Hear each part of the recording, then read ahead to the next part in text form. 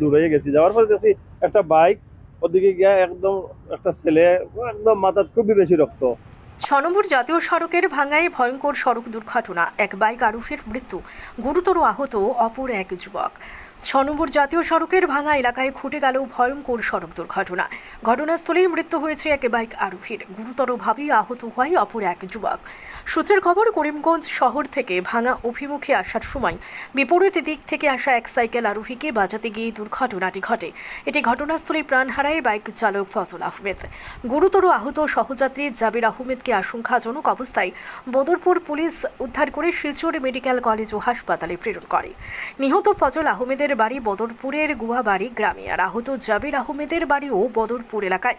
দুর্ঘটনার পর ঘটনাস্থলে কিছু সময়ের জন্য বিশৃঙ্খল পরিস্থিতি দেখা দিলেও বদরপুর থানার পুলিশ দ্রুত পৌঁছে পরিস্থিতি নিয়ন্ত্রণ করে।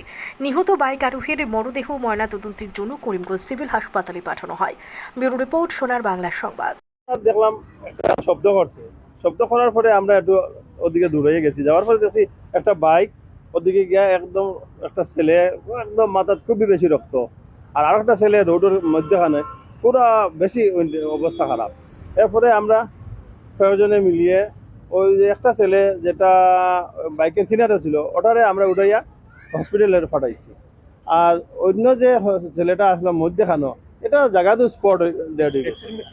অ্যাক্সিডেন্টটা আমরা যেখানে আসলে তার কাছে লইছিল, আর পরে তারা কইছে যে বাইকটা আইছে আওয়ার পরে ওখানে ব্রেক বাইকটা পশ্চিম দিক থেকে না পূব দিকে আইছে, পুরো আমি পুরো ক্লিয়ার নাই। তো আওয়ার পরেও এখানে তারা আমি কি বলছি শব্দ করছে, শব্দ হইয়া আমরা দৌড়াইয়া গেছি। একজন মারা গেছে, আর একজনের অবস্থা খুবই মারাত্মক ইনজিওর্ড। তখন আমরা তারা উঠাইয়া একটা গাড়ি দিয়ে হসপিটাল পাঠাইছি।